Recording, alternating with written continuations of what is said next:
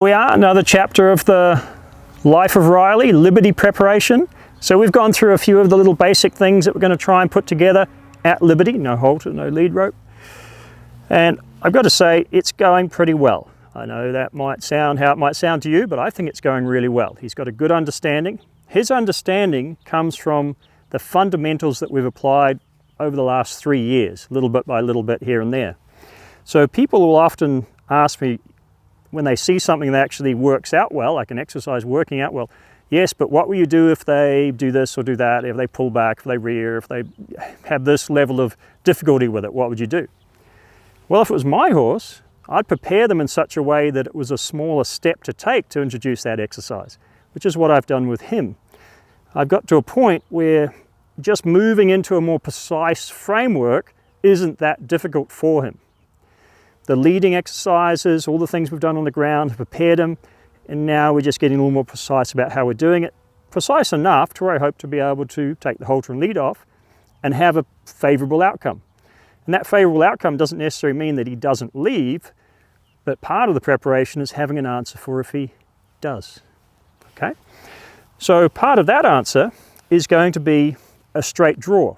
Does he understand to draw straight back to me? We've prepared him a little bit for this with the recall exercise, and I played around with this already with him. So this is not his first go at it. And he was bouncy. He put in way too much energy, and he bounced here and there, and he got really excited about it. So my whole process in the next couple of sessions was just, can I get him to understand it and not be so excited about it? So Riley, we're just going to show these folks what we're doing, and we need to practice it some more. So you're going to witness this practice. I will typically start on a rail. Now in this deal, he's going to face me, and I'll use my lead rope as much as I need. If I can give him the understanding to come to me, then any energy I put out is like an accelerator to come to me. So he should come quicker. Now, it doesn't always work out perfectly, but that's what should happen if he has a good level of understanding. So you can see he's already thinking about, oh, I know it's generally pretty good when you're there, or when I'm with you. So one of the fundamental things when you're working around horses on the ground, if you are walking into their space with energy, like this, it's very assertive. Okay, this is a very assertive thing to do. If you back up, it's kind of, for want of a better description, submissive. It's kind of inviting, and they'll generally walk into your space. So when people have difficulties with a horse invading their space, if you watch how they move, they generally move like this and backwards. Okay, when you move backwards, the horses generally move into you, which creates a bigger problem, and on and on and on. That's a downward spiral. So my friend, you understand a little driving, so, and you can see now with everything I'm doing, I'm trying to think, well, can I initiate the request with visual stimulus? Okay, not with the halter and lead rope, but with visual stimulus. In teaching this, because I'm going to be out in front of him adding energy, and it may not be immediately obvious to him, there's going to be a feel. That feel is going to give him the direction I want, not just yet. This is going to give him the direction I want, and then there's going to be a little bit of support here. So we have that little feel. I'm going to back up and say, come to me, boom, boom, boom, bounce, bounce, bounce. When you watch that, I hope it is very obvious to you why you would think you need to back the horse up first before you do something like that.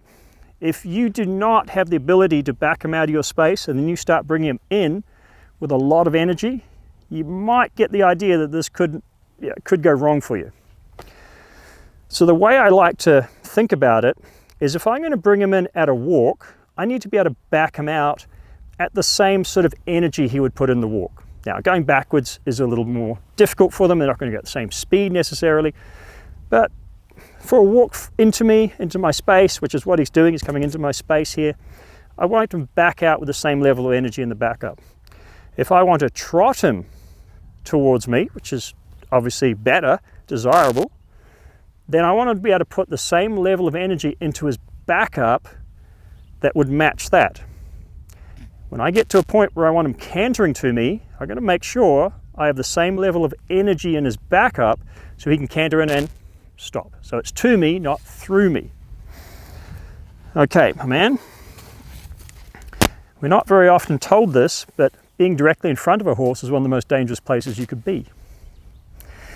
So you would do your preparations first. So I might say, hey, really get to backing up, back up, back up, back up, back up, and put a lot of energy and effort into that and get him doing that pretty cleanly.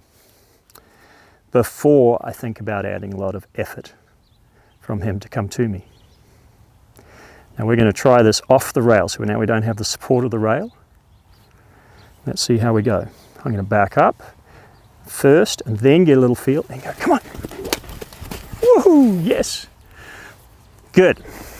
So we've done this a couple of times before where, if I'd come off the rail and done it, he would have gone off to the side, which makes perfect sense because the energy's over here or over here, whichever direction, whichever hand I have my stick in.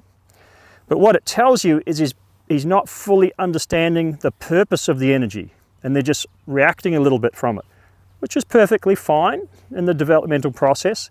But I don't want to be getting to where I use a lot of energy until he has a better understanding. So the more energy I put in there, the more energy I want put into the thing I want. So that forward thought has to be really good. How do you get that really good? Well, you start off small. When he gets here with me, this is the boring part, right? When he gets here with me, don't do anything.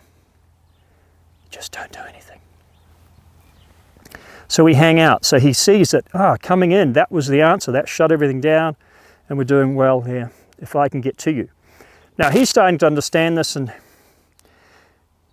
he's quite happy to be here, right? He's quite happy to be in my space, so much so that I have to, from time to time, perhaps correct him a little bit about being in my space.